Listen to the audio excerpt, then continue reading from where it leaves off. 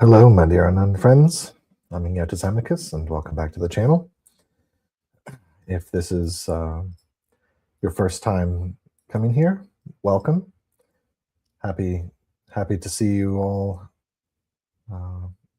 Happy that you're all coming on. If this is your first viewing, what we do here is this channel is just a video journal. It's just a video journal wherein I take some time to put down on here what I would rather put down on pen and paper in my own personal journal. I just don't have enough time.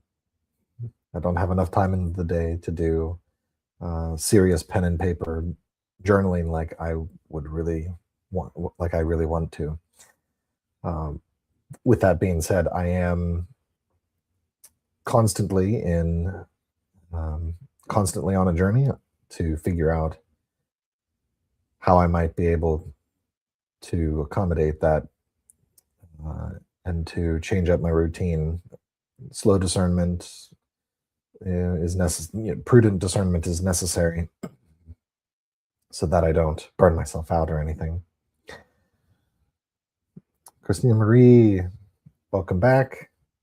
Christina is one of our recurring viewers, and she also was the first to join the Societas Sophiurgica. It's a small members only, sort of like a founding members group. We have meetings once a month. We had our first inaugural meeting in July. It went very well. Small group, so it was more like a fireside chat. I'll talk about that a little bit more here in a moment. But for those of you who are returning viewers, welcome back. And very happy for you all to make it back, even if it is on the VOD. Just know you'll get the most interaction if you chime in during a live and participate in the live chat. Every once in a while, there's some really good questions pertinent to the subject that pop up in live chat. And so, since moving over to StreamYard, it's been really nice being able to pull them up on the screen. Now, unfortunately, I do have this little aesthetic eyesore up in the top corner here. But the time is not quite yet to be able to get rid of it, to pay for the full subscription and everything. So right now we're on the free plan until such a time as the funds are available. Let's see, Irish Forever 88. Greetings from Ireland. Thank you very much. Speaking of Ireland, today, I believe, if memory serves me, is the feast of Saint Lilia of Kalele, or is it Kalele? I might be butchering the name. One of the many obscure Irish saints that the only thing we really have about them is that there's a town named after them, and it usually involves some sort of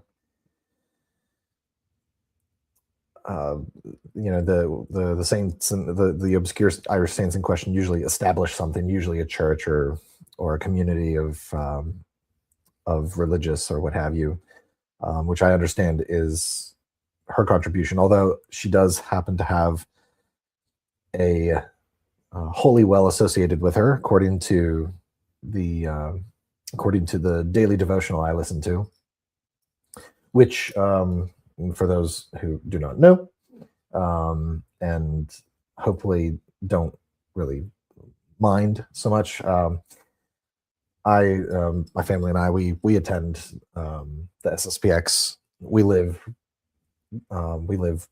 about an hour away from the seminary, and it is the only Latin mass within a reasonable radius. Not to mention my grandfather's buried there, and my family, we've been going there since 2013 when they laid the foundation to the seminary. So, and I just say that to bring up that the daily devotional that I listen to is the Society's daily devotional. You can find it on Spotify, Apple Podcasts, YouTube. It's really great.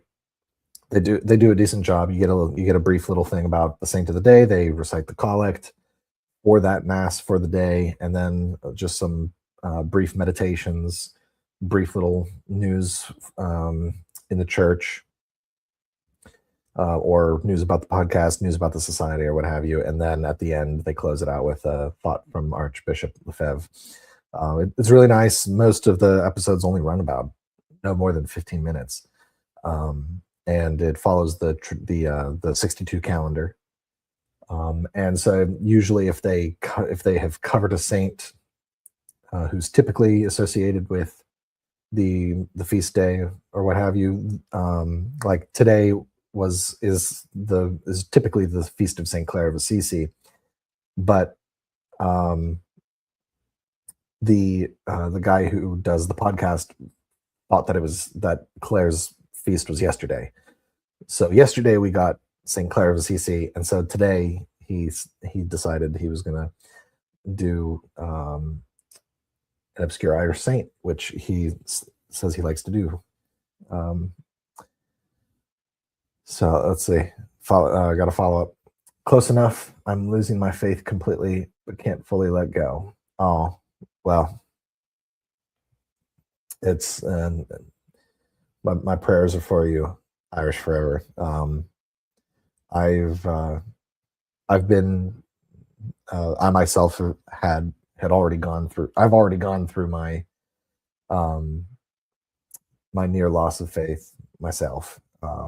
I have a video. You can find it on my channel, where I talk about my reversion story, basically. So if you want to give that a listen sometime, I pray that it might help. So I'll make sure to include you in my book of charity. In fact, everyone who subscribes to the channel is like automatically included in the book of charity or my book of intentions, just because of the way that I made sure to word the intention when I entered it. So everyone who is a subscriber of this channel is included in my rosary intentions every time I pray the rosary, every time I invoke the book of charity. If you don't know what the book of charity is, I have a video about that as well. You can find on the channel. All right. So hopefully the title of the video is enough to kind of give an indication of what it is we're going to talk about this week. Last week, I spoke about Catholic Grimoires, and we were going off of the definition of a grimoire given to us by Valentin Tomberg, a convert to Catholicism, who had lived his life initially being raised Lutheran, eventually converting to Orthodoxy, getting himself involved in esoteric Christianity, specifically through anthroposophy and Rudolf Steiner. He actually knew Steiner and Steiner's wife, and many of the movers and shakers of the Anthroposophical Society, eventually having a break with them when he began to notice some of the shortcomings of the society, especially after Steiner's death. Eventually, he came into the church, and he brought a lot of very pertinent insights that he had picked up in his time as an anthroposophist, and he wrote Meditations on the Tarot, which is it's the book that helped me revert back to Catholicism. And while there are passages that you definitely need to be a little wary of, overall, the remainder of the content of the book is fantastic. It's very much a book meant to be it's very much a book meant to be a bridge for those who are into the occult, into the esoteric, um, and are trying to figure out what it is that they're missing.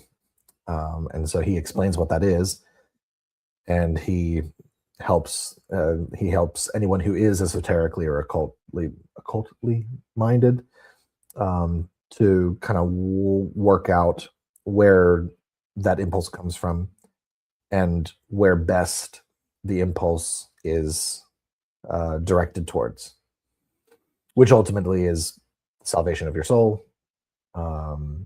and union with Christ in his church. Some people, and so that's in this book, Meditations on the Tarot, chapter 3 or letter 3, where he meditates on the imagery of the third card of the major arcana, which is the Empress. He asks the question, are there grimoires of sacred magic? Just as a quick review for anyone who has not yet seen any of the previous videos, what I describe as Sophiurgy is akin to what Tomberg defines as sacred magic. And Tomberg has 3 categories of magic. Starting at the lowest, there's sorcery.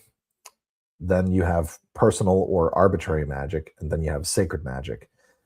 The thing that distinguishes the 3 categories is the question of whose will is being done. He does this basically riffing off of Aleister Crowley. Aleister Crowley having famously defined magic as the art and science of causing change in accordance to will.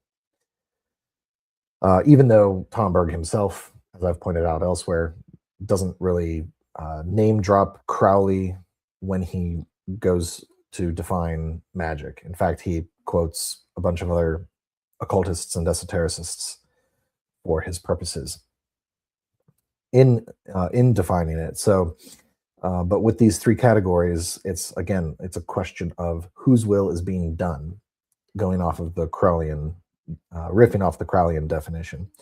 So in sorcery, the will that's being done is the will of something that you have either misidentified or are not aware of. A very real example of this is literally your social media algorithm. The way that say Instagram manipulates your subconscious in order to manufacture behavior that helps to prop up and maintain the edifice that they've created for themselves. And most people, even if they read about it in an article, every time they open up, say, Instagram, it can be any social media app. Even though they may have read about and know via the intellect and reasoning that this is what the algorithms in these apps are doing, yet the moment that they go over to social media to post about it or to share what they have just learned, they get sucked up into the unknown and impersonal will of an entity or an algorithm with which they have no personal connection to whatsoever, and are just not fully aware or choose not to be fully aware. So that's sorcery. Arbitrary personal magic is my will be done. So my will, my free will, severed from either the things which I am unaware of, but also in many instances severed from the divine, severed from Christ. Though there is some wiggle room within arbitrary magic. As an example, I can arbitrarily choose of my own free will to say the rosary. But if I choose to say the rosary of my own free will, irregardless of whatever graces I may have received or perceived or are docile to or not, it at least is an efficacious act of personal or arbitrary magic. Sacred magic is literally boiled down to what Our Lady says at the Annunciation: "Fiat voluntas tua, be it done unto me according to your word." It's sacred magic is primarily and only concerned with God's will be done on earth as it is in heaven. So sacred magic is sort of an active, conscious, and concerted living out of that petition from the Our Father to the fullest extent that is possible in our state and duties in life. Now, he provides many examples that are mostly related to, he provides many examples of sacred magic and what it looks like, mostly citing the book of Acts and all the wonders that were performed by the 12 apostles and also Jesus in the book of John, which he puts at like the top number one grimoire of sacred magic is the Gospel according to St. John. Just because there's a cataphasis that's occurring between the 7 miracles in the Gospel and their precursors in the 7 days of creation. They mirror each other. In Lazarus Come Forth, Tomberg kind of goes through and shows how the miracles in the Gospel of John relate in reverse order the days of creation. So and he likens it to Christ sort of preparing for the consummation of the cataphasis. And all cataphases in literature, in mythology, in symbolism, it's always a reflection of how it started. So if it starts from A to B, then the cataphasis is from B to A. It's a 2-act. Think of it as a 2-act story structure, which interestingly is the typical mode of storytelling for all Japanese anime and manga, which is very interesting. And no wonder manga and anime is as popular as it is, because Japan has retained a very strong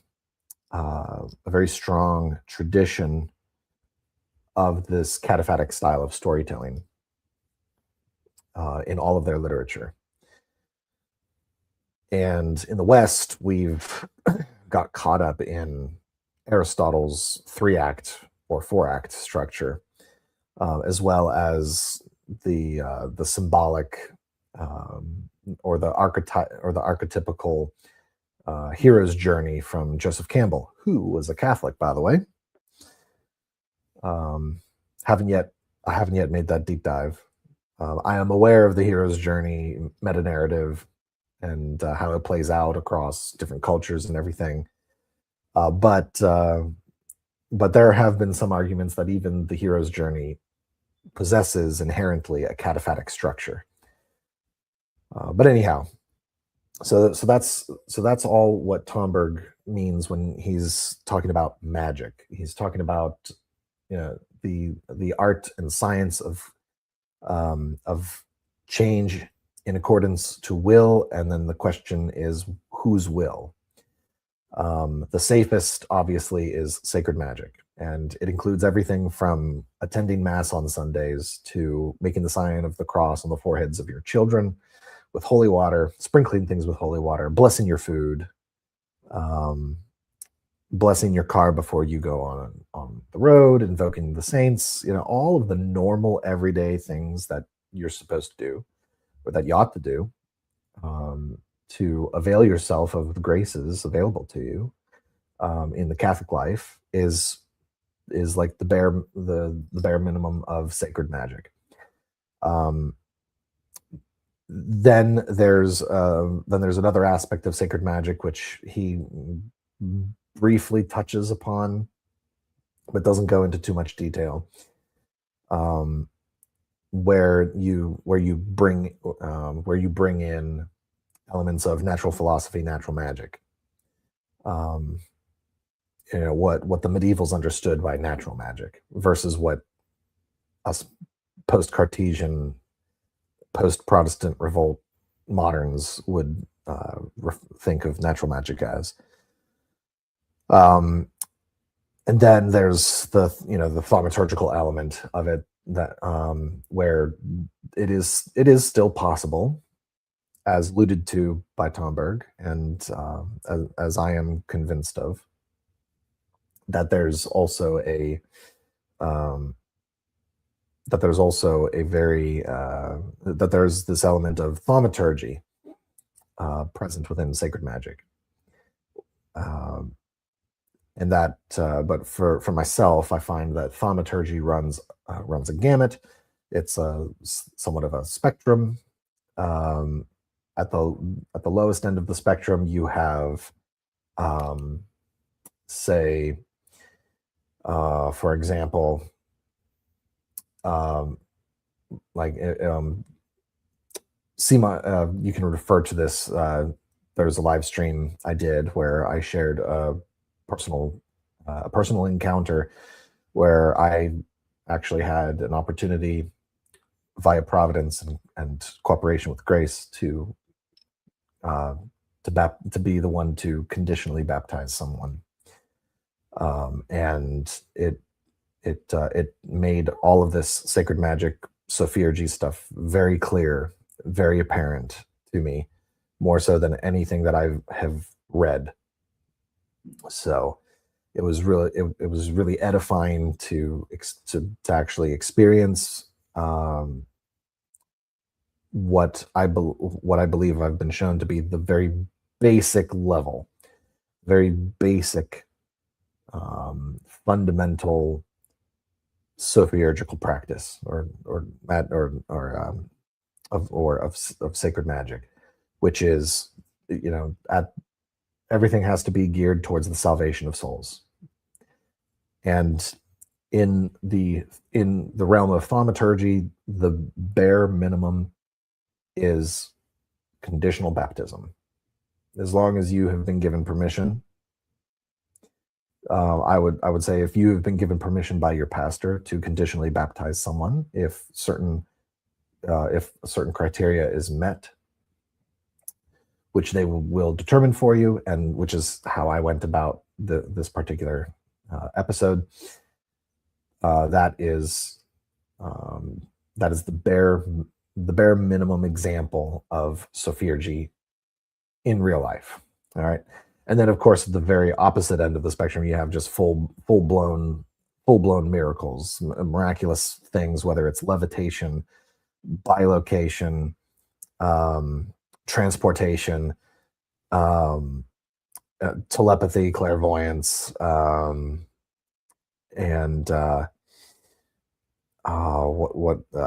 turning muskets into tree branches, or or striking a rock and water pouring out of it. The things of that nature, or throwing a walking stick down and it turning into a snake. All right, so that's the gamut that thaumaturgy includes, at least as far as I can tell. Again, this is a video journal. I'm getting my thoughts down. If you have other ideas, feel free to share them. It can make for interesting discussion. If not this video, then a later video. So that is just a quick recap of some basic ideas that led up to last week's live stream, where again we spoke about Catholic Grimoires. So, and I've already mentioned what one of them is: the Gospel of Saint John. According to Tomberg, that is the Catholic grimoire par excellence. Then come the other three Gospels and the Acts of the or the other three Gospels and Revelation. After that, then after that is the Acts of the Apostles and the Epistles, and then after that is the entirety of the New Testament. And then from there, the other written works of saints and other holy individuals.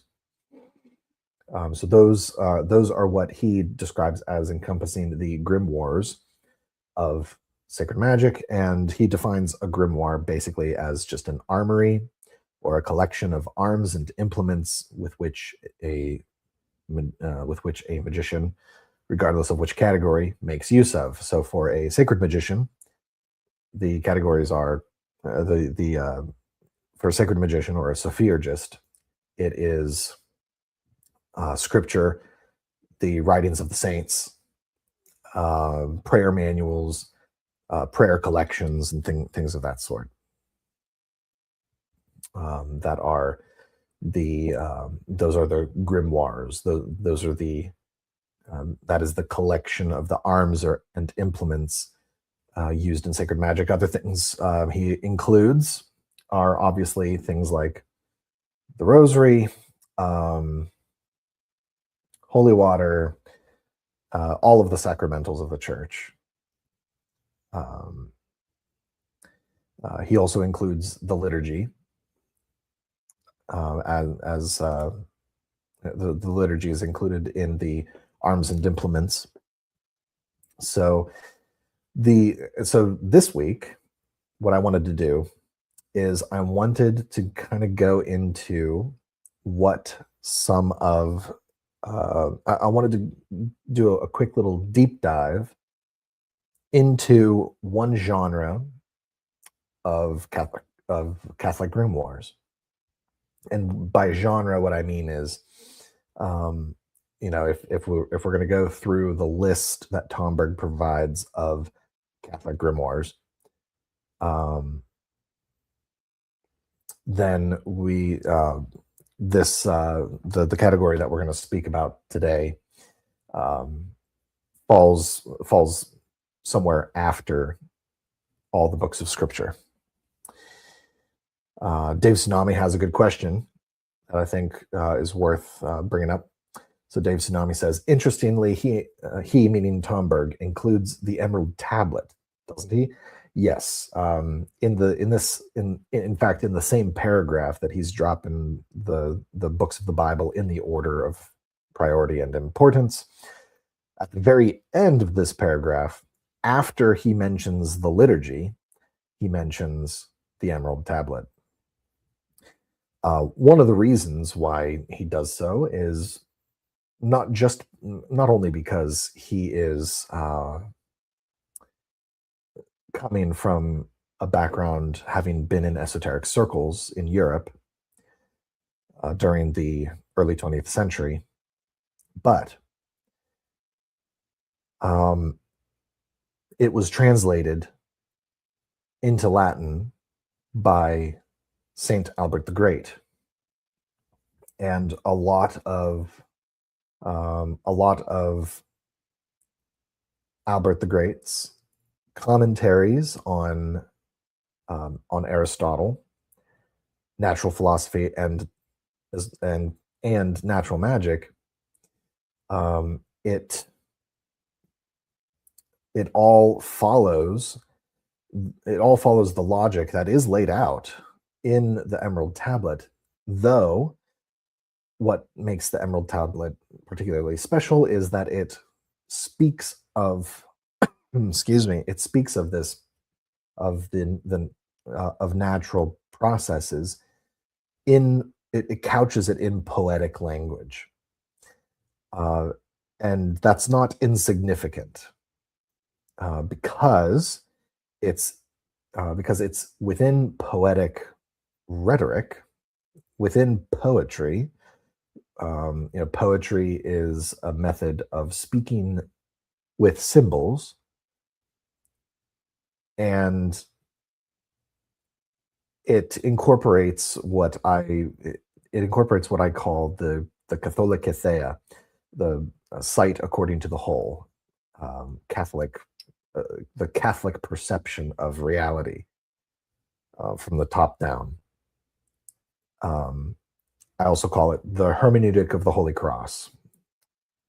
Poetry, especially the poetry included in the Emerald Tablet, is an example where there is a verticality. There's the metaphysical, and then there's the corporeal, and they're consummated, and that's what it's referring to as the miracle of the one thing. Um,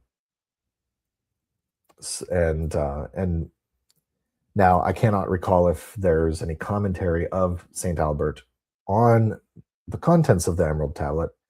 I'd love to look into that.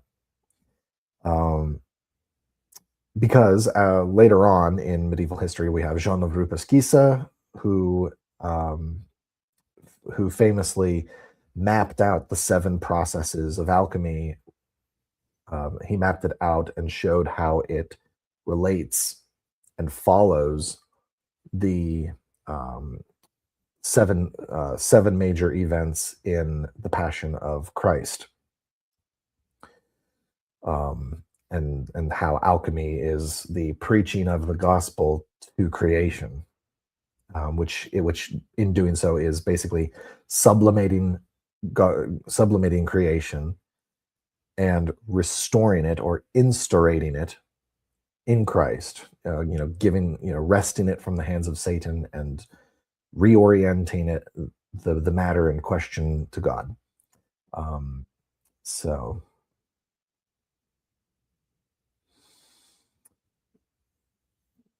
I'll type it out for you.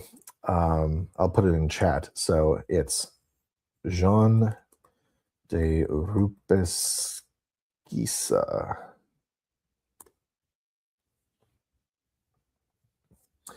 Sometimes it's also rendered John of Rupesquissa. He was a very some people could argue that I'll just show it. So Jean de Rupesquissa, or John of Rupesquissa, he was not a precursor. He wasn't like some people could say he's a precursor to Giordano Bruno, although Giordano Bruno's worldview is diametrically opposed to the worldview that Jean had in his time. But yeah, he's the guy. Sadly, as far as I understand, he did eventually kind of go off a deep end, and ended up being condemned for that. But as far as I've been able to research, his written works related to this notion of the 7 processes in alchemy, matching the seven major episodes in the Passion of Christ, that in and of itself was not, strictly speaking, condemned. And even in some popes' condemnation of alchemy, the alchemy which Jean here describes is not the alchemy in question in some of the motu proprios and papal bulls that have come down. Those were directed at the people who were claiming to be alchemists, who were claiming to do these wondrous things, but were basically charlatans. So we have to remember, just like today, you have people who claim that they're scientists and experts, and then they go and they get a bunch of people killed, and refuse to take responsibility for it, and refuse to admit that they were wrong. They just had one of these guys, one of these modern day alchemical charlatans, subpoenaed in front of a congressional committee and are holding him in contempt.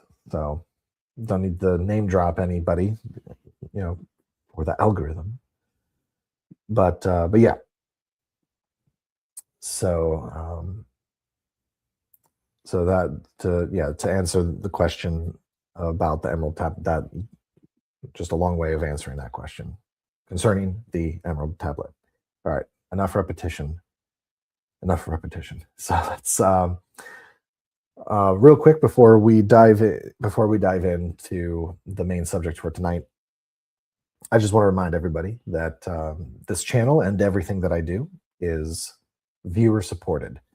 One of the easiest, quickest ways to support the channel is to try to get us to 1,000 subscribers.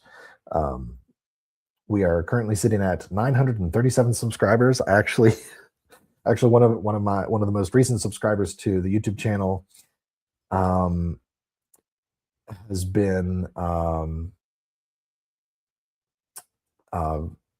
coworker of mine. A coworker of mine has discovered my channel. So it's really funny. This is someone that whenever she comes around with the linen cart to restock all our linens for the unit, her and I have established this thing that we do together in passing, where I show her something really cool and morbid about the Catholic faith, just because she's into the odd stuff. Like she likes like the death masks and apparently there used to be this World War II tent weight that they would use to weigh down the corners of the canvas tents. That was basically just this big metal skunk that had Hitler's head on it, and they called it Skunkler. And like it's a real thing. So like she's into really weird, wacky stuff. She's a fun, wacky person. I love her to death. And so she's discovered my channel, and now she comes to me with questions about all kinds of stuff, related to things that she's experiencing and what have you. And so it's really great to see how the channel has grown.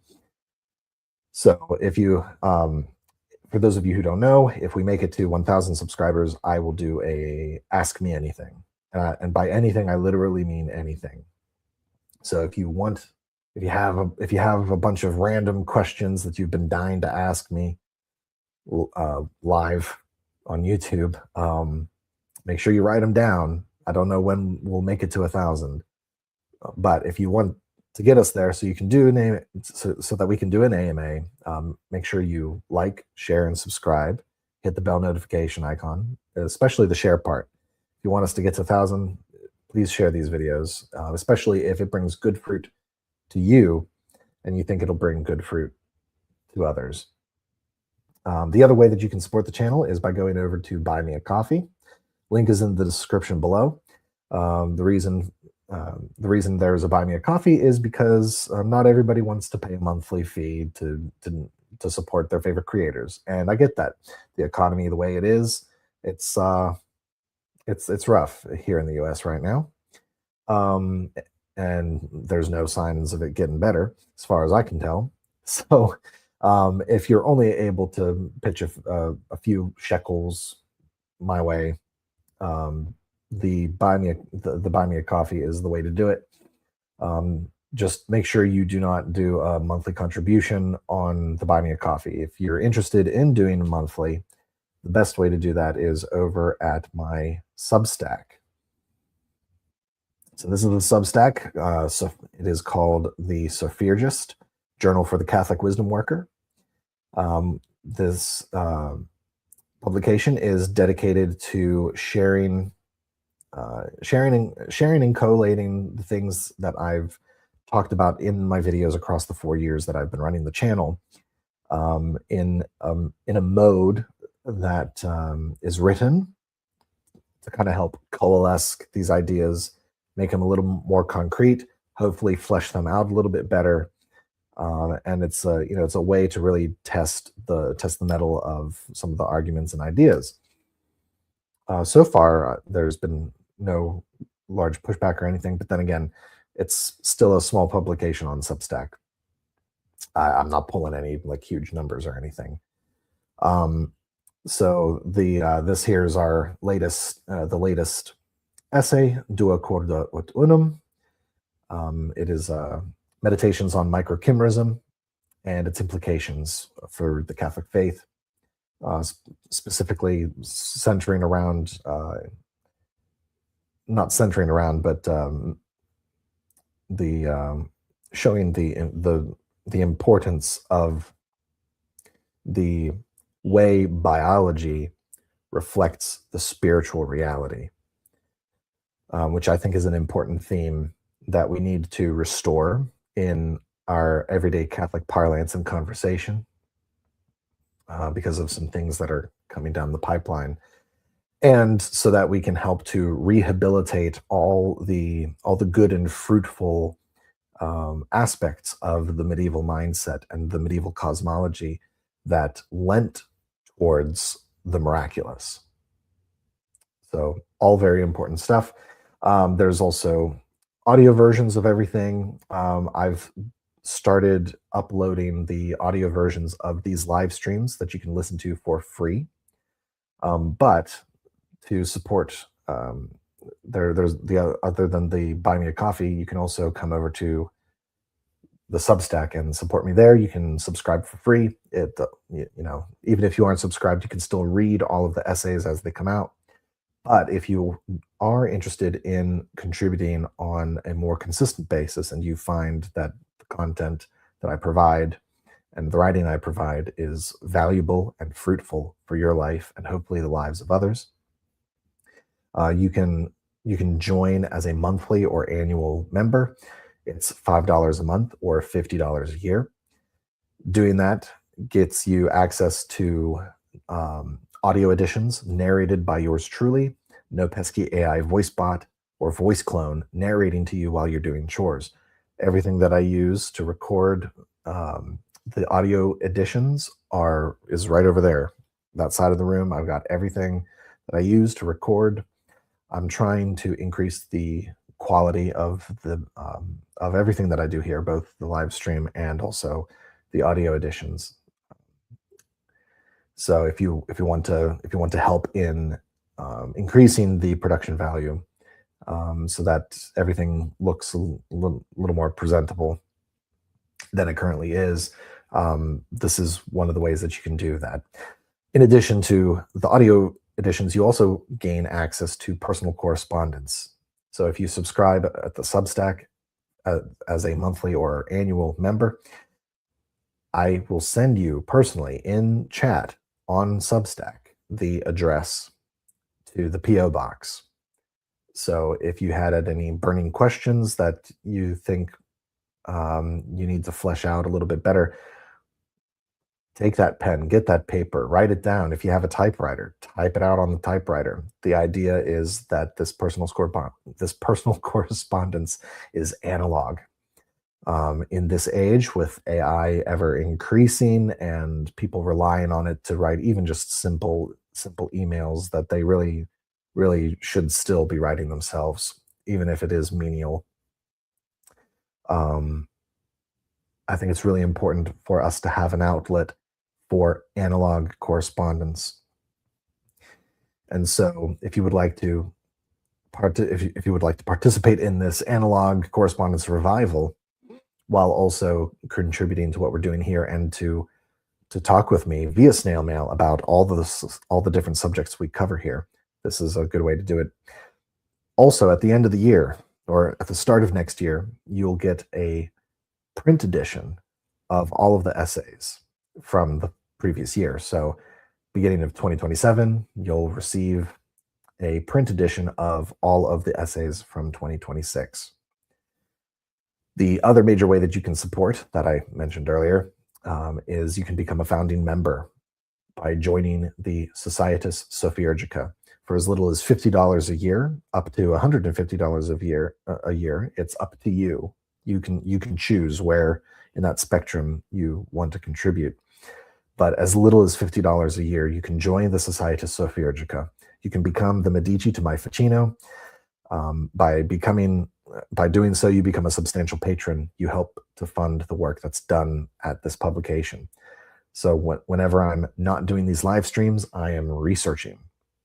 I'm taking notes for for upcoming essays and such. Right now, I'm finishing up the research phase in preparation for this really important essay about the true origins of the Saint Benedict medal, that I think is very pertinent to not only everything that we talk about here, but it also has huge implications on the origins of Catholic sacramentals, and what constitutes a sacramental, and the way in which everybody who is a member of the church can contribute to a future of ever increasing variety of efficacious sacramentals. So if you are interested at all, and you want to help contribute so that I can afford some of the research materials, this is a great place to do it. Also, by joining the Societas, you get to participate in a monthly meeting. We had our first one, like I said, back in July. It was really nice, small little group, so more of a fireside chat. As it hopefully grows, the format will be a little more structured. But for now, so long as we're just a small little group, fireside chat with maybe the occasional primary subject is going to be fantastic. Christina, who's been in chat, she was and is the first member. So this month's meeting, I'm trying to see about maybe doing it on August 27th or 28th. So if you want to join and find out and have an opportunity to talk to me or to the group in a friendly environment, and hopefully in a fruitful environment, please do consider joining the Societas Sophiurgica. Okay, with that, that's all the housekeeping. So, all right, now, so the genre of Catholic grimoires that I wanted to kind of do a little dive into tonight is hagiographies, to put it in a word. And hagiographies is basically sort of like the biography of saints. My very loose use of it in this instance is to refer to it in the sense that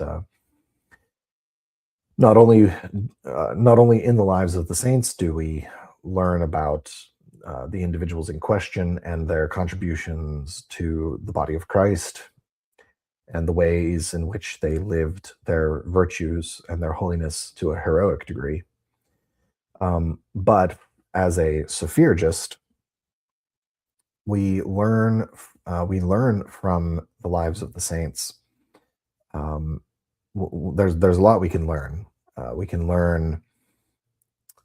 learn certain symbols that can be used to invoke.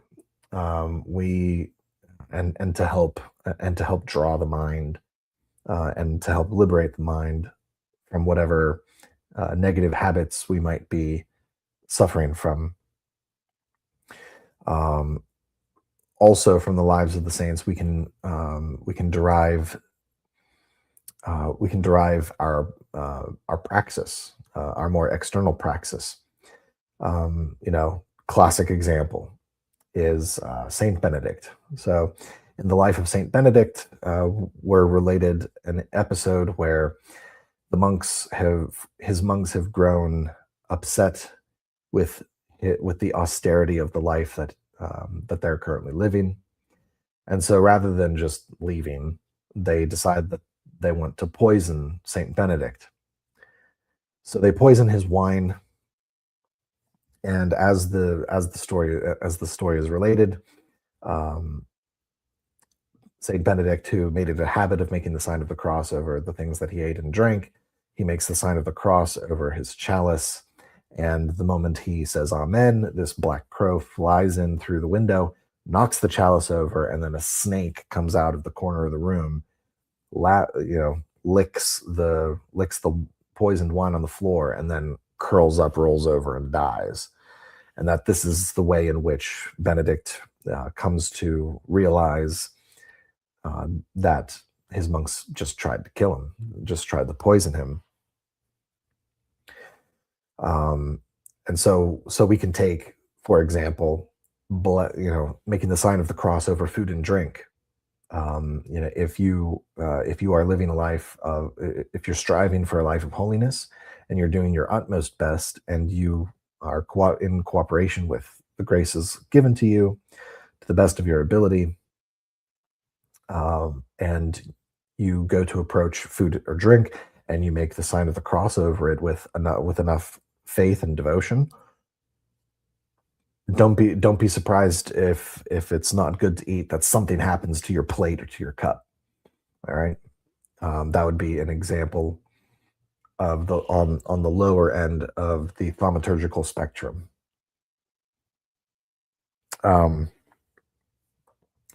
So that's one example. Another example would be, say, the relationship and the interaction with which Francis of Assisi had with animals. Truly miraculous. And so you can look at the life of Saint Francis, and you can emulate that to the best that you can, with enough prayer and humility. Doing that, don't be, and especially if you're constantly immersing yourself in the spirituality of Saint Francis, do not be surprised if all of a sudden birds show up and they're more friendly to you, or squirrels become more or less skittish around you. I myself recently, so where I live, we live in a little gated apartment community, and we have this nice little walking trail that's wooded, and the fence goes around it too. But it's almost like it's a little cloister. It reminds me a lot of when I was able to, during my retreat, when I was able to go out into the cloister and just kind of walk the perimeter of the cloister. So there's a loop in this trail that's far enough back that I can't see any of the apartment buildings. I barely can see any of the neighboring structures. And if it's a particularly noisy day with a lot of traffic or sirens or lawn care going on, I have a pair of these special earbuds that bring the overall volume down by 10 decibels. But still being able to hear what's closest to you clearly, but it's just kind of anything that's in the background, it helps to dampen that so that it's not too noisy.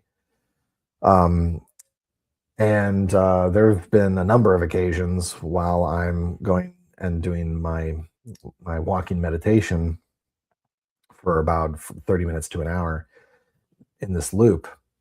I've had deer just kind of just not full on approach me, but I've been able to pass by them within 6 feet without them being skittish.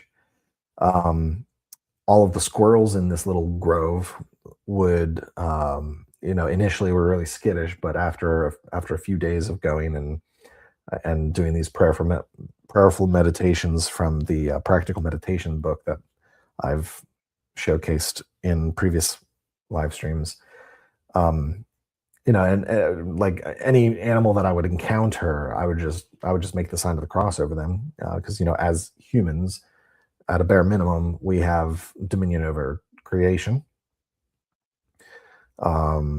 which was bestowed upon us by God, and every human participates in this dominion over creation. Um, and so thereby we have, in many respects, such as in the case of wild animals, we have a spiritual authority over them. So in instances of wild animals, you can make the sign of the cross over them, you can bless them. So like, yes, I am fully admitting that I have been going on these walks and have been blessing squirrels as I pass. Um, but you know what? After one day of blessing every squirrel that crossed my path, the next time I went to do my meditation and walked that loop for the duration, none of the squirrels were skittish. Like they didn't like every time I would get near, they wouldn't dash off like they would at the beginning. So yeah, like this stuff is real. Like this stuff is real. It's not crazy. It's mind-boggling. It's wonderful. It's wondrous. Um, and for me, it just seats my faith ever deeper.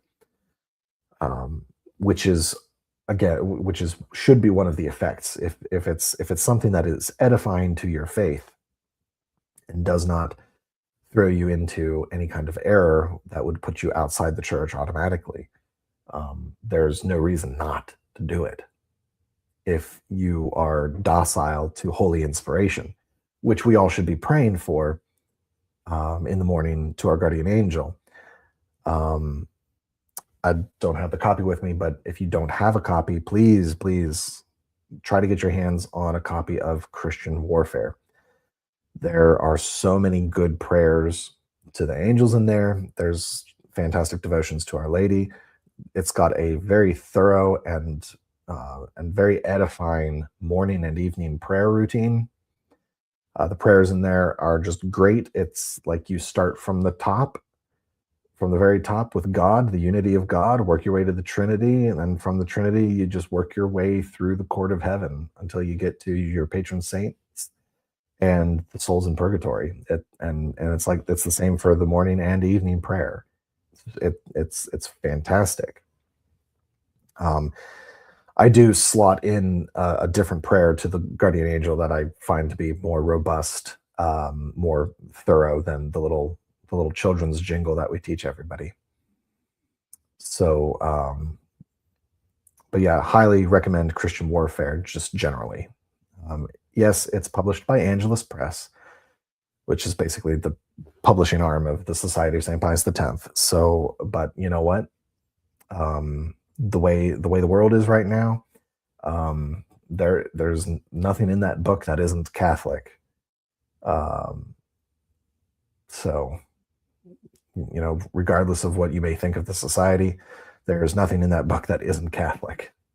So avail yourself of every treasury of honest traditional Catholicism you can get your hands on, because the day is coming where in the United States, especially, where uh, Catholics are going to quickly find themselves a very very small minority, and even just mainline Protestant Christianity across the board. Like imagine this: 50 to 60% of Christians across the board, regardless of persuasion, Protestant, Catholic, Orthodox, 50 to 60% of them combined are boomers. And all you got to do, um, all you got to do is look at the the rate at which boomers are currently passing away. They're starting to get to the age where they require more medical attention. I certainly have been getting my fair share of them in my line of work. And so when And when you get to Gen X and millennials and Gen Z, the the numbers in Christianity with which they comprise is abysmal. Abysmal. So once the boomers are gone, uh, Catholicism is going to find itself in a very, very sharp and minuscule minority. So take this opportunity now to get your hands on everything that is faithful to the perennial traditions of the church, the perennial teachings of the church, not just the teachings of Vatican II, right? Regardless of where you fall on the question of Vatican II, get yourself everything that also came before you don't have access to it anymore, and before all the people that have been doing the footwork to make sure that it's available to you are gone forever until the final judgment. So just want to throw that out there real quick. So yeah, um, so by reading the lives of the saints, getting to know the saints, um, and the more intimately you know the lives of the saints, the more you would be able to draw from their example and incorporate that into your sophiurgical practice. Another good example is Saint Hildegard von Bingen. She did a lot of legwork for us already by having her visions written down, as well as writing a few other manuscripts, and also by writing out her theory of medicine and her recommended remedies for illness and disease. And there are studies, and there's still ongoing research that is experimenting with her remedies and finding how incredibly apt her treatments were, despite the material, despite the extent of medical knowledge of the time. That's not to say that we have done any better in modernity. We've dissected everything to an absurd degree that we're running out of things to dissect, and so now we just have to come up with new shit. Like we have exhausted the extent of our knowledge of the human body and of biology and disease, that we're now at the point we're so bored that we just create our own diseases. I don't know if any of you saw the Bill Gates Foundation used artificial intelligence to generate genome sequences of 16 viruses, 16 yet hitherto for alien viruses that do not exist in nature, that were cooked up by an artificial intelligence. That should scare the ever-loving daylights out of everyone. And if you don't know about hawthorn leaf as a remedy, you need to go onto Google, and you need to search up Mary Jeheni, Marian apparitions, hawthorn leaf, and get yourself prepped up. So I'll put that there. That's another thing too. Things that come to us through Marian seers, like anyone that's ever had Mary or our Lord appear to them and give them something, they typically end up becoming saints at some point in time. They end up being canonized at some point in time. Not all the time, but sometimes. And usually in these instances, we're given something to either do or something materially, something that we can have materially. Classic example is the rosary. even though prayer ropes had existed um, prior to the Rosary as we know it, it was to Saint Dominic that Our Lady revealed the that revealed the initial seeds of the format of the Rosary as we know it today. Another example is the purple scapular, the green scapular, the miraculous medal.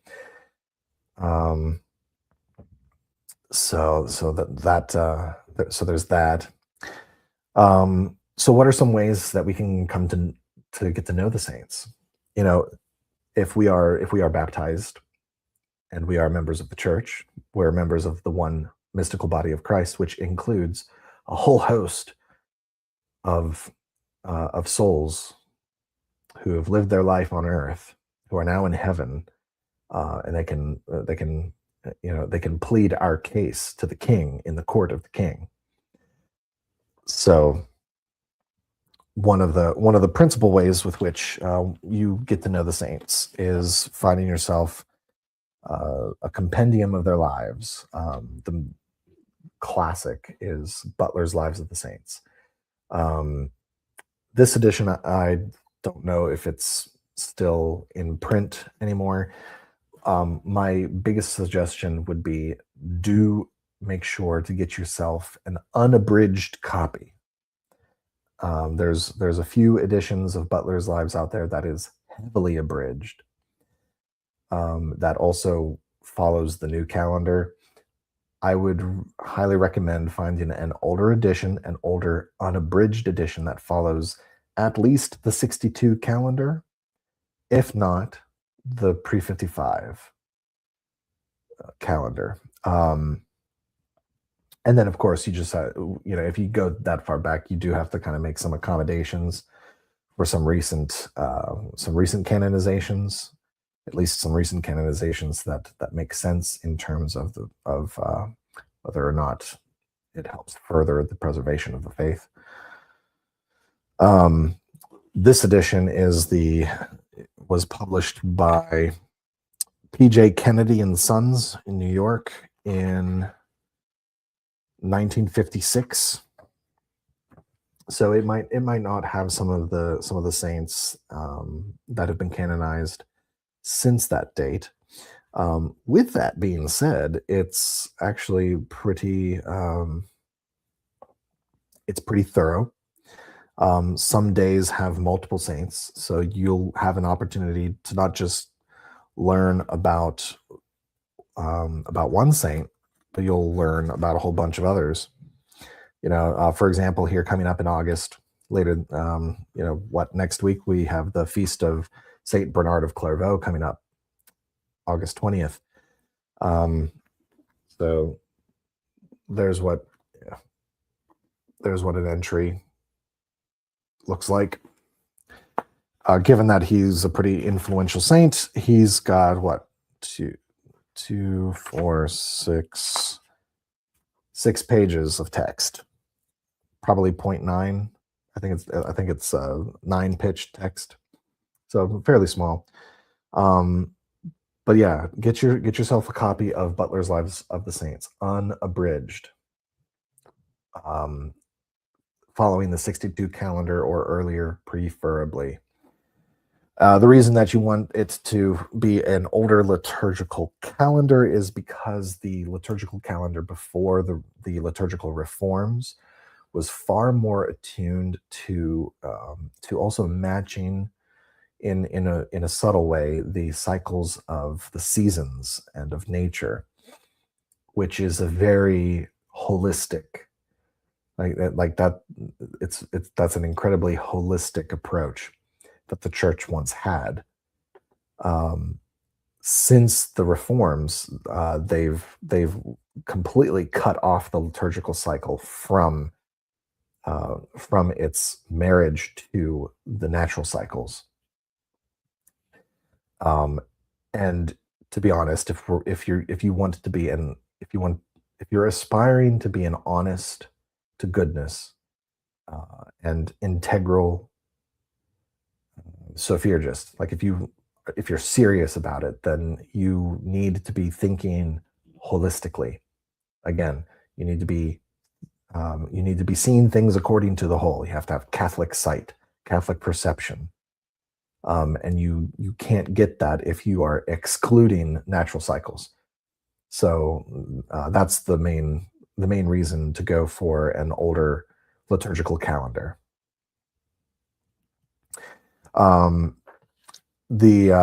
So once you have yourself a collection of the lives of the saints, so you have Butler's Lives. It approaches the lives of the saints in a more biographical way. If you want something a little more meditative, that helps you kind of plunge the depths of their lives and gain a lot of spiritual fruit from it outside of just a pure biology or pure biography.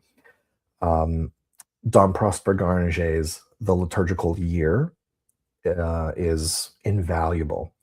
I actually am currently listening to, it's called the In Principio podcast. And the gentleman who runs this podcast, he has been going through The Liturgical Year by Garanger.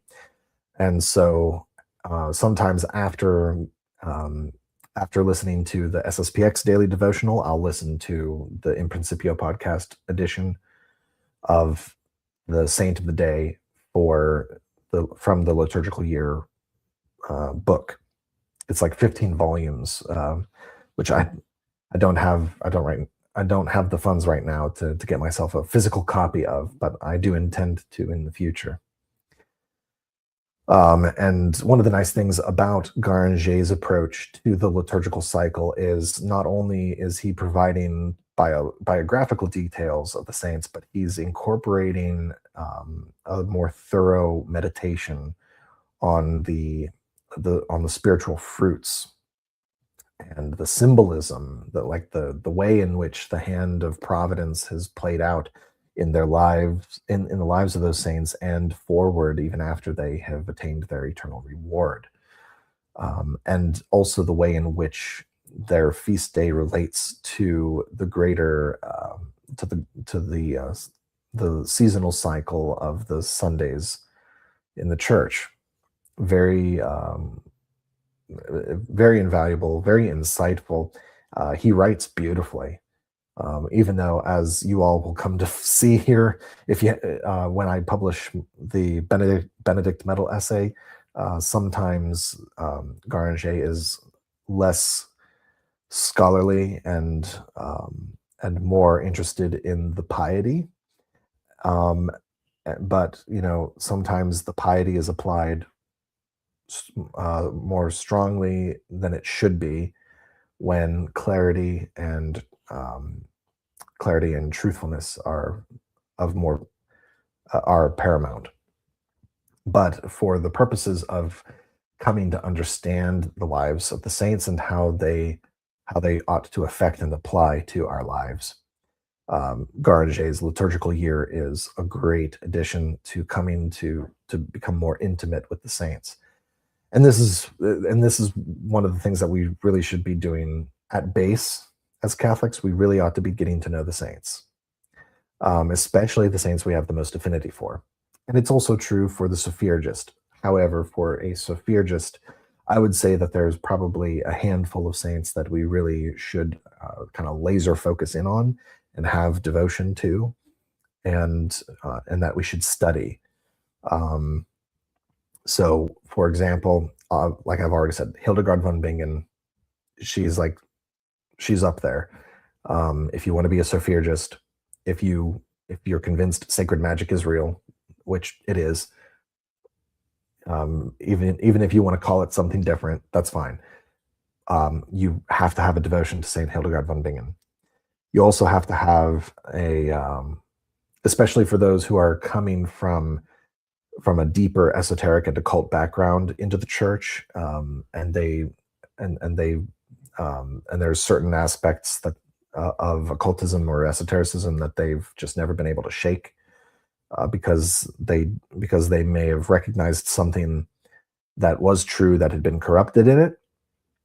One saint that is really helpful that I would strongly recommend, especially if you are deep in your knowledge of the writings of Kabbalah or numerology. Saint Anatolius of Laodicea. He actually was he was Iamblichus's teacher. So everything Iamblichus learned, that he learned and then applied to pagan theurgy, he actually received from Saint Anatolius and Christian theology, because it's Saint Anatolius who he would have learned Christian theology from, but then he just could never bring Iamblichus could never bring himself around to being baptized Christian, and remained a pagan until his death, unfortunately. However, whatever he learned from Saint Anatolius, you can extract from the writings of Iamblichus, specifically when it comes to number and the quality of number, the meaning of number, the metaphysics of number, and or the theology of number. It's also referred to as arithmology. And there's a book that is falsely attributed to Iamblichus. It's actually a student's notebooks, and there's one edition of it. It's called The Theology of Arithmetic. In this particular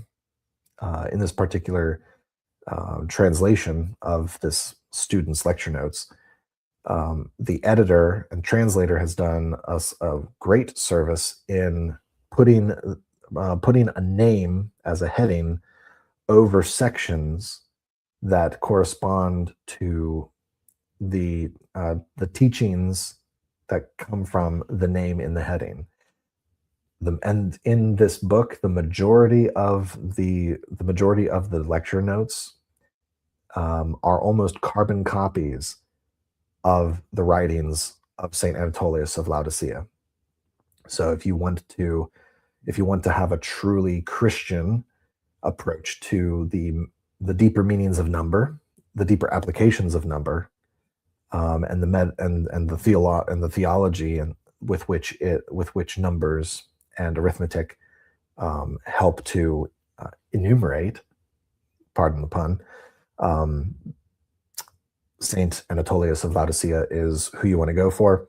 There's a French website that has translated his Latin text into French. So if you can't find the Latin, or even if you can find the Latin, not every Latin translator that's out there is all that great. But if you can, I can't remember where I found this French website, but this, because I have since taken it, translated it from the French, and printed it off. I printed it out because I don't think I saved the website as a bookmark. But that would be a really good resource, and that's also where I'm going to eventually draw a lot of my studies on, because I think it's like next year is when I want to do a deep dive into Christian number symbolism, Christian arithmology, Christian numerology, Christian gematria, and also trying to trace the history and origin, the true history and true origins of Kabbalah, of Jewish Kabbalah, in order to determine which came first. Did Jewish Kabbalah come first, or did Christian arithmology precede it and then get corrupted by whoever the guy was that penned the Zohar, and what have you. So let's see. Blessed Raymond Lull is also someone worth keeping in mind and learning about, as well as reading his works. Like the other thing too with all of this is, if you go for a saint that you're studying and they happen to have left behind some writings, it behooves you to read them. Not only are you going to gain insights into God, Christ, Our Lady, but you're also going to gain some insight into the saint's life. Because usually whatever they glean from either their interactions with Mary and Christ directly or indirectly through the sacraments or what have you, and their cooperation with grace, those are things with which you need to take and to embody as much as you possibly can. Let's see. I'm trying to think of Saint Cyprian of Antioch is another saint to keep in your pocket as a Sophiurgist. One of the reasons is because Saint Cyprian is referenced a lot by occultists these days, because they think that somehow they're able to invoke him for their sorcery and personal magic. And so I think it's important to foster a devotion to Saint Clement of Saint Cyprian of Antioch, in order to be reminded that sacred magic is more powerful and more efficacious, and that it's never worth breaking yourself off from the true vine to go and pursue those darker, deeper studies into the occult and esoteric that are divorced or corrupted or corruptions of Catholic theology and Catholic practice and Catholic life. So yeah, Saint Cyprian of Antioch, Saint Clement of Alexandria is another good one, because of his work, the Stromates, wherein we get an orthodox explanation of the difference between simple faith and deeper faith. And it's where we get the most Catholic and faithful use of the word Gnostic or Gnosis, as opposed to the type of Gnosis that's spoken of by the heretical Gnostics. Big scare quotes there. Big scare quotes. I'm trying to think what else is there, or who else there is.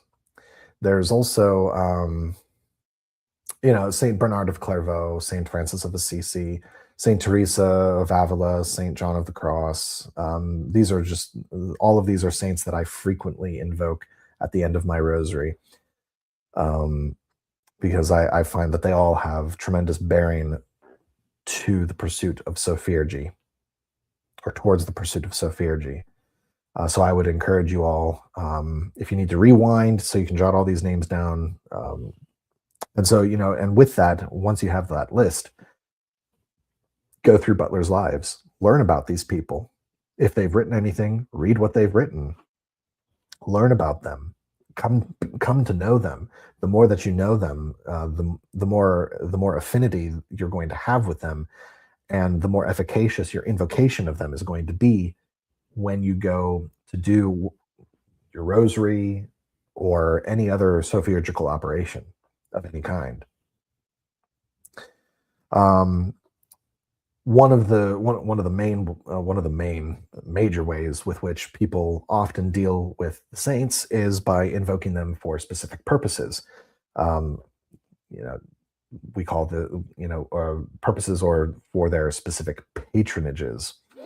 So, like, for example, you have Saint Camillus de Lellis, who is the patron saint of doctors and nurses, and for the sick, because he was a doctor who nursed the sick and became sick himself. His heart is incorrupt and still beats, by the way. So, like, if you can go and find videos of Saint Camillus de Lellis's heart, do yourself a favor, find those videos and watch this heart literally beat inside the reliquary. I kid you not. This stuff is real. It's real. Like, what can I say? Shit's real. So so he is the patron of doctors, nurses, and the sick. Saint Thomas Aquinas is often associated as the patron of theologians, patron for philosophers. He's also invoked as a patron saint of chastity because of his heroic instances in his life of chastity. Um, Saint Joseph, foster father of Christ, also invoked for his chastity, um, and for his protection, because he's the patron. He's a foster father to everybody, just in the same way that Mary is the mother of everyone. Um, the invocation of Mary by her various titles. Each title it has a patronage for something. She's like a diamond with with many facets, and depending on which way the light of grace beams through, um, it is a beam with which you can invoke. Our Lady Undoer of Knots is a very popular devotion these days, where if you've got a problem that you feel like you're stuck with this issue and you don't know how to resolve it, praying to Our Lady Undoer of Knots has been shown to be efficacious. If you're a pilot, you invoke Our Lady of Loretto. um, if you for myself, I invoke Our Lady of Guadalupe quite a lot at the end of my rosary, because the way in which I invoke her is Our Lady of Guadalupe, Empress of all the Americas, because I pray that one day we can have a society in this hemisphere that is not opposed to the marriage, the fruitful marriage of church and state, um, where the state is where the state is who is subordinate to divine law, rather than equal and separate from. And so I invoke Our Lady of Guadalupe because she's the Empress of all the Americas. This hemisphere was literally given to her by virtue of her apparition, and by virtue of by and as in the mass conversions that happened after her apparition there, as an indicator um, of her influence. Um, Christina Marie asks, "Do you hope this will be in our lifetime?" Well, from a purely natural standpoint, in order for it to come about, it's going to require great and grave sacrifices. And um, I pray that if it does happen, that if the transition happens in my lifetime, I pray that I get to live to see the results of the tribulation that will be required for it to come about. And that's all I'll say. Again, like I said a little bit earlier about that 50 to 60% of all Christians in the United States are boomers right now. So when they're all gone, that means the majority of people in this country will not be Christian after them. And so what happens to this country after that if we maintain what the founders started?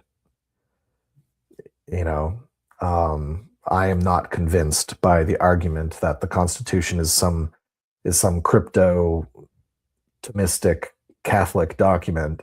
I'm not convinced by that argument at all, because by the fruits you shall know it. And but that's as much politics as I'm going to get into right now. All right, so you've gotten yourself Lives of the Saints. You've been reading the Lives of the Saints, becoming familiar with them, becoming intimate with them. and and praying and asking to get to know them even more than what you have than what has been written down. Eventually things will start to come to you. um, and one of the things that will um,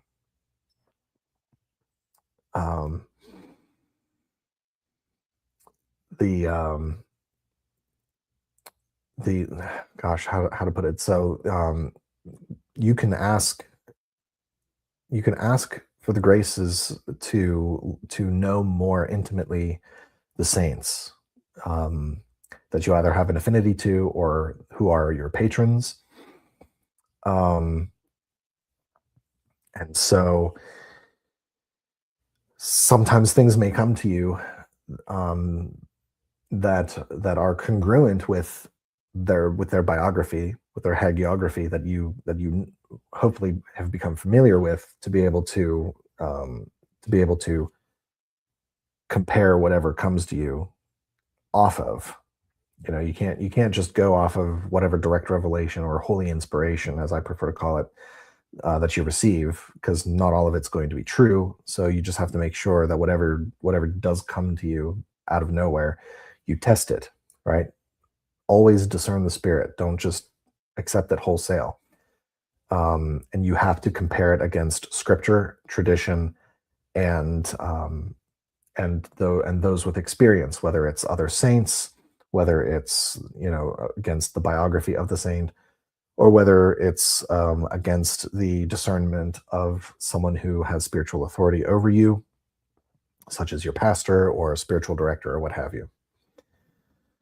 Um, let's see. So, other ways that you can become a little more intimate with the saints is, and again, this is what, like, the 12th time I've plugged this book in on this channel, the liturgical rosary.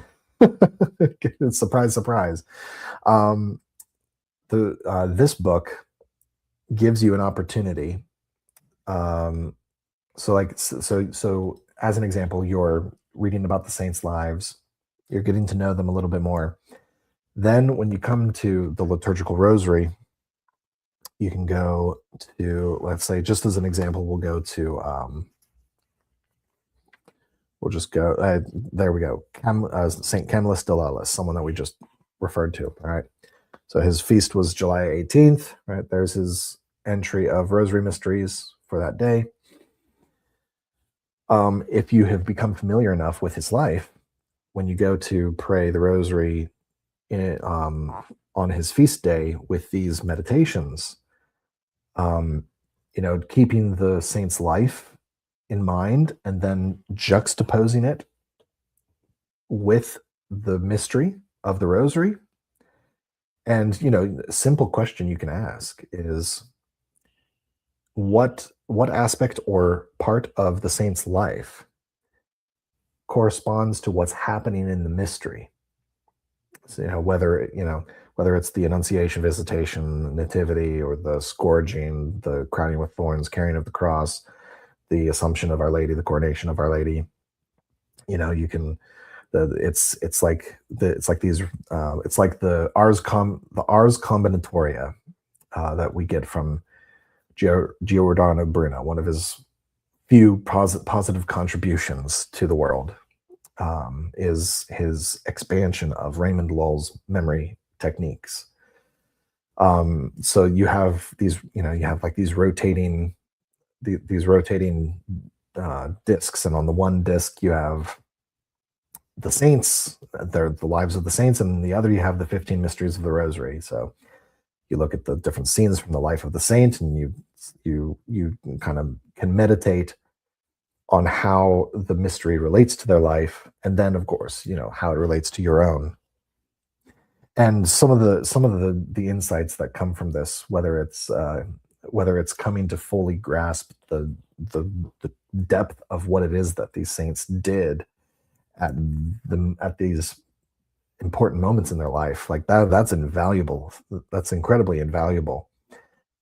And so, um, you just it's a treasure. It's a treasure house. So that's one way to kind of foster that intimacy, is by, once you're familiar with their biography, then applying it to spiritual meditation. You can either do it with this book, or there's a few of the major saints have entries in this book as well, practical meditations for every day of the year. Today is the feast of Saint Clare of Assisi, the foundress of the Poor Clares, and so there's an entry. Yeah, there's an entry right there, August 12th, that goes into meditating upon her life. And then again, what's great about this book is it gives you practical applications of the meditations. It asks you practical questions on the ways in which you can apply the things you're meditating on to what's happening in your life right now. And it encourages you to make resolutions for each point of the meditation. It's just fantastic. All right.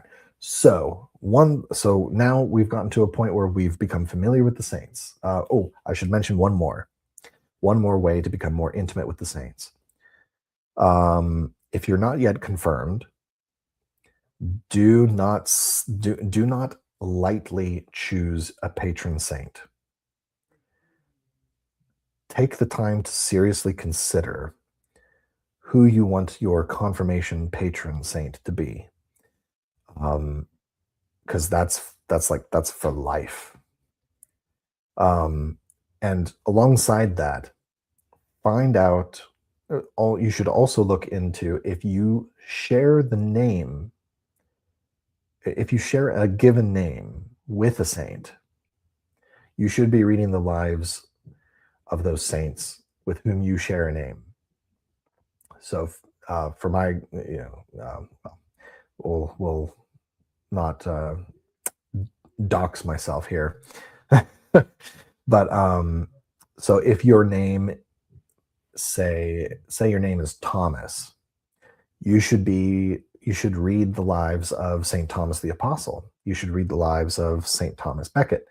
You should read the lives of St. Thomas More, St. Thomas Aquinas. Like any saint who was named Thomas, you ought to be reading their lives and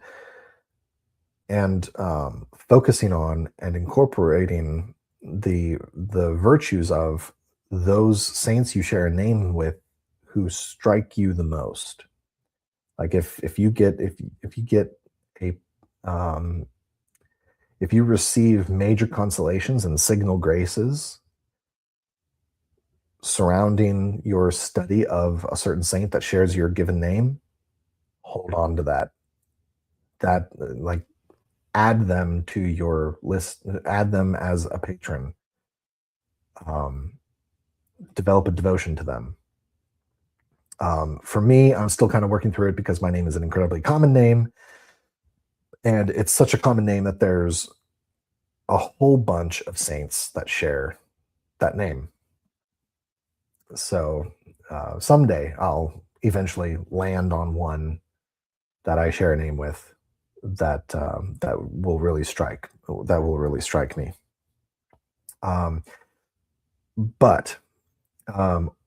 So in addition to that, when you are going to have your confirmation, if you haven't been confirmed yet, take the time to meditate on who your saint should be. Hopefully by this time you have been reading the lives of the saints, that you're becoming fairly familiar. And again, just like with what I said about the saints that share your given name, as you're going throughout the liturgical year, the saints that strike you the most, the saints that leave a massive impression upon you, accompanied by signal graces and spiritual consolation, those are the ones to pay attention to kind of keep a list of, so that when the time comes for you to choose a patron saint for your confirmation, you can go back through and you can really discern with a finer comb the saint it's going to be.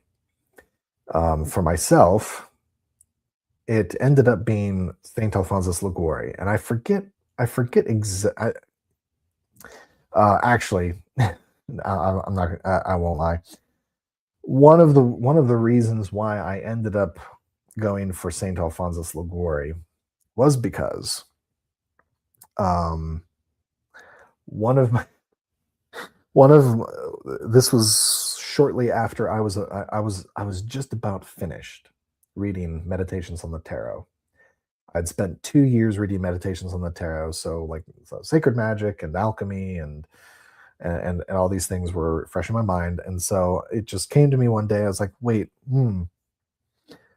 I wonder, I wonder what saints are named Alphons, because I'm a big fan of the Japanese anime Full Metal Alchemist Brotherhood, and the one of the main characters is Alphonse Elric, who's the brother that gets transmuted into the suit of armor, and he's going through sort of like a Pinocchio story, but a far more epic version of the Pinocchio story. You know, he was a real boy, then he became not a real boy, and he wants to become a real boy again, right? So so already there's this idea of and what's interesting is um, my confirmation came very late in life due to all of the stuff that was happening um, with the Latin Mass during the early 2000s, and my family being basically liturgical nomads for years. So I was faithful Catholic, and then fell away, and then came back. So that sort of story structure, I picked up on when I rewatched Full Metal Alchemist, and so I identified with this underlying arc in Alphonse's story, where again he was a real boy, then he loses his humanity in a sense, and then regains it. And think about this too. If you've never seen it, unfortunately, it's a spoiler. If you're not into anime, then you shouldn't mind. I would hope. But there's a moment towards the end. They're trying to defeat the big bad evil guy, and the way in which one of the ways in which they do this is Alphonse sacrifices himself. He's still in the suit of armor, so he sacrifices himself, and it provides his brother with every supernatural necessity at his disposal with which to finally do the bad guy in. And it's only after he sacrifices himself that that his brother is able to help bring them their full bodies back. So very heavy Christian themes, even if the original author of Full Metal Alchemist didn't particularly like Christianity, which most of Japan still kind of doesn't. And yet, despite that, Christian themes still manage to sneak their way in, because Christ is cosmic. Christ is everything, right? Or Christ is the Word, the Logos, and the Logos permeates everything. The Word informs everything. So I was thinking, what saint is named Alphonse? And so I looked, and I landed on Alphonsus Liguori, who I wasn't terribly familiar with at the time. And so I started reading. I picked up this, let's see, volume three of Butler's Lives of the Saints. Picked it up. August 2nd is his feast. And I started reading his biography. And instantly, there was as soon as it started mentioning about some of his personal habits before he gave it all up to become a priest, that was just it was like lightning. It was like oh my gosh, this is it. This is my patron saint. Um, so and of course there's other things too. So yeah, so I took for myself, I took Saint Alphonsus Liguori as my patron saint, and go figure, he wrote this one of the most important Mariological texts that we have from a saint, the Glories of Mary. Right? It's like it's on par with True Devotion to the Blessed Virgin by Louis de Montfort.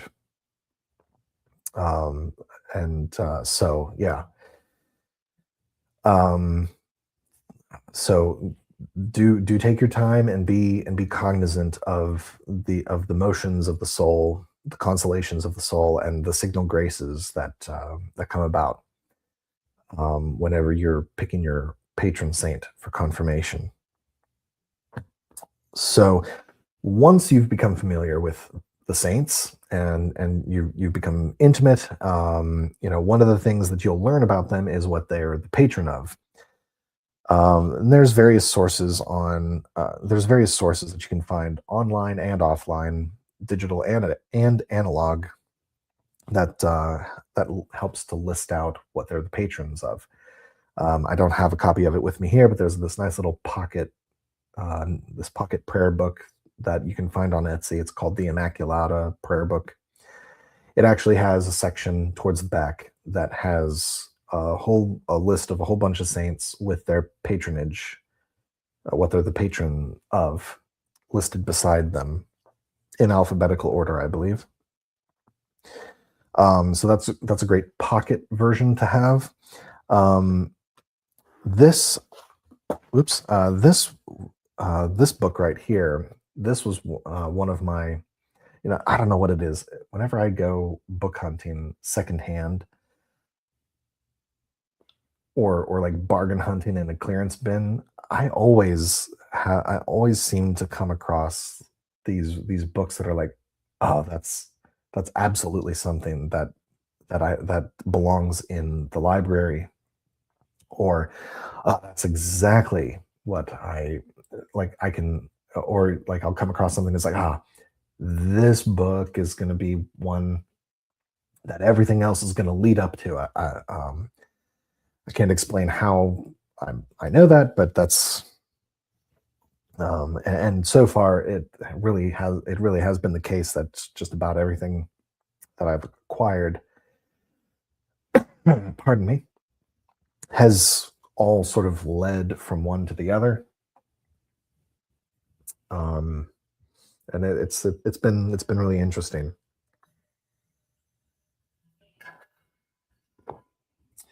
But this book was one of those happy finds at a secondhand bookstore.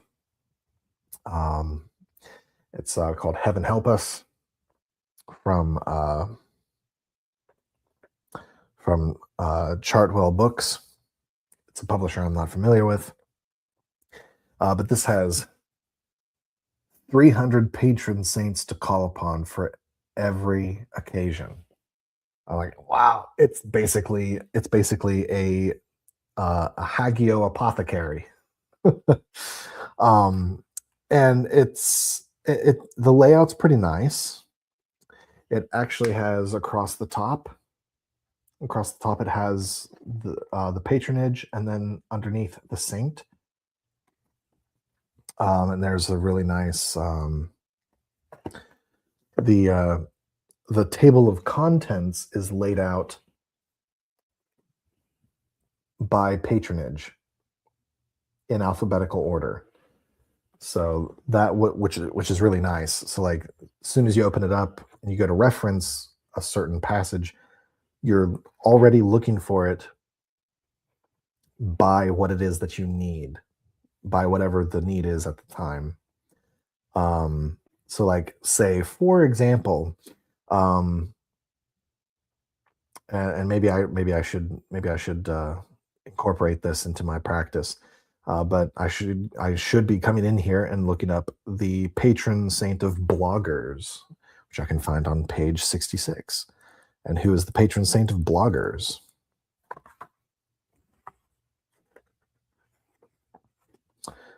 Saint Augustine. And then it gives you, um, and it just gives you a nice little brief biography of the saint in question to kind of give you an idea of they're the patron why they're the patron saint of bloggers, which I'm also assuming is another way of saying the patron saint of writers. So let me just look through here, see if writers at page 466. So they might 466. 466? Yeah, 466. Let's see. Go to 466, 68, 66. St. Francis de Sales. So you can read about St. Francis de Sales and probably figure out why they have him as the patron for writers. So maybe those are two saints that I need to incorporate into my litany at the end of the rosary, and come to know a little bit more about broadcasters. Because we're in the middle of a broadcast right now. So we'll go to where. Oh, I lost it. Broadcasters.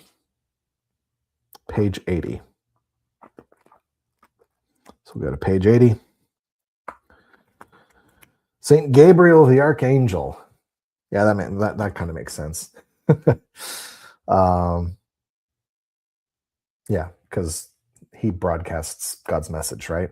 Makes sense. So there you go. Another one that I need to incorporate into my litany at the end of the rosary. Then, of course, booksellers. Beekeepers, astronomers. Saint Dominic is a patron of astronomers, which is very interesting. Very, very interesting. Archers, architects, archaeologists, millers, patron for miscarriages, patron of lions, of lightning. Somehow Thomas Aquinas is the patron for lightning. St. Ambrose is the patron for learning.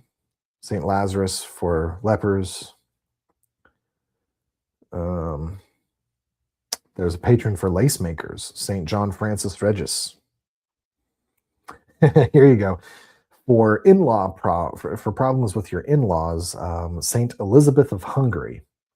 So if you're having trouble with in-laws, jot that one down. So yeah, 300 entries, that's pretty good. Maybe someday someone will come out with a very exhaustive list, an exhaustive index and reference with which one could use for various purposes. But let's say that you have a situation, or you commonly come across a situation where most of the patronages that you can remember or that you find in an index somewhere doesn't really cover. That is yet another instance where being intimate with the lives of the saints is very helpful, very useful. The more intimate you are with the saint, the more familiar with their biography, their hagiography, the more you'll be able to draw other patronages. So as an example, Thomas Aquinas, I'll need to read why he's a patron for lightning and in what context that means. But aside from being the patron saint of philosophy and theology, which is obvious if you know about his life, but also, like I said, chastity is another one. Chastity is one that you can invoke him for as well, because of a heroic incident, a heroic episode of chastity that he made when his family sent a prostitute in to tempt him to fornicate, to try to deter him from becoming a Dominican friar. He basically brandished a burnt stick, a wench from the fire, and chased her out of the room with it, and probably would have been willing to kill her, to maintain his chastity. But the Lord, the Lord, thankfully, providentially, allowed her to escape, or she probably would have died. So yeah, so Thomas Aquinas, if you know more about him, you can draw more patronages that you can invoke him for. Saint Anthony of Padua is another one where the classic, Tony, Tony, turn around, help us find what must be found. So Saint Anthony of Padua, we're constantly invoking him to help us find lost things. But did you also know that he's also known as Saint Anthony, Hammer of Heretics? So again, you would know that.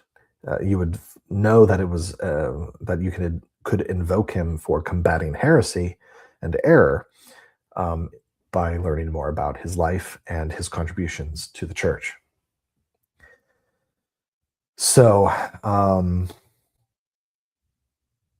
yeah, so that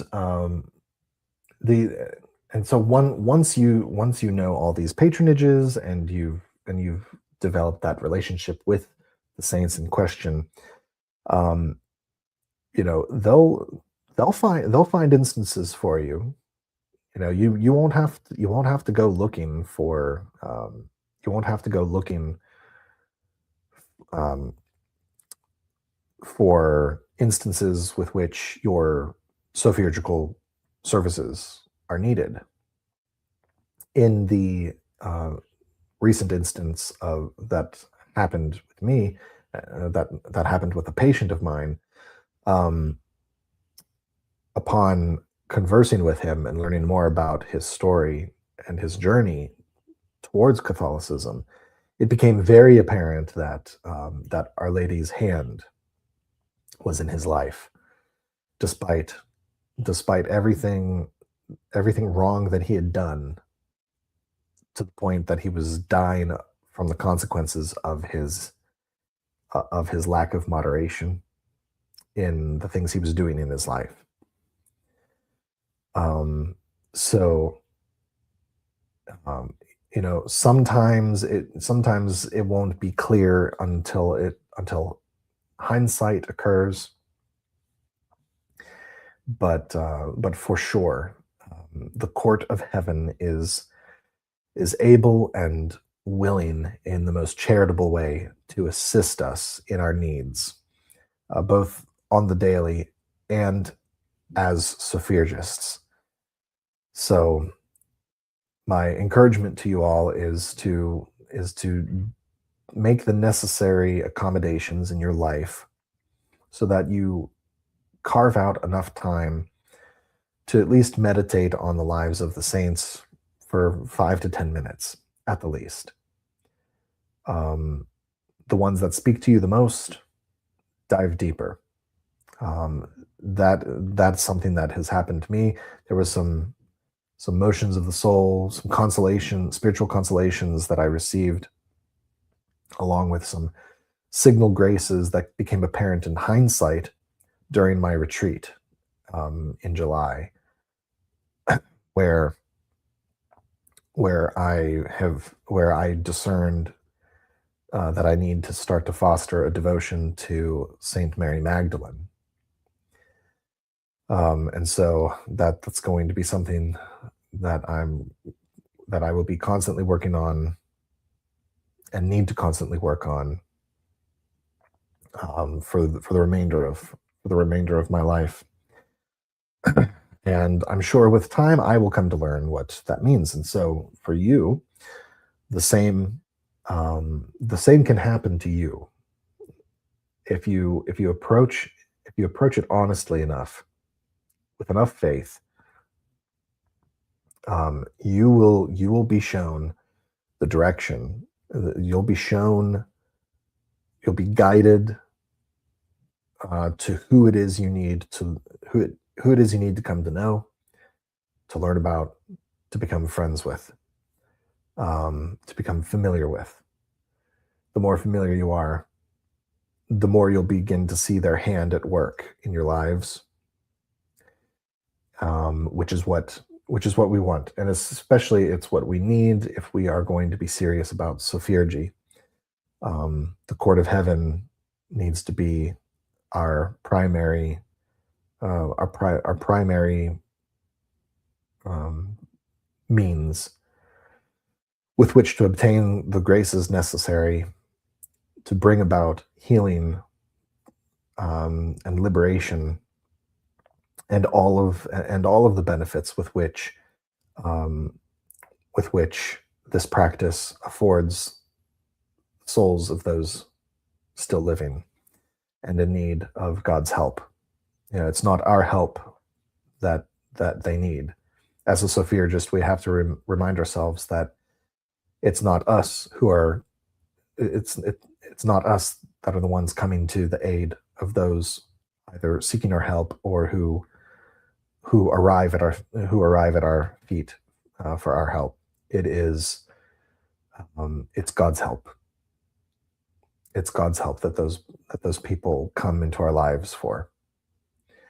And so we have to be able, willing, and trained up to be able to respond faithfully to those moments. And I can only imagine what is in store, not just for myself, but for anyone who takes all of this very seriously, because the moment you start to take it seriously is when things start to amp up, become more apparent, and tests. You will be tested, and the other thing too is to remember to remain sacrificial in spirit. We have to take up our cross.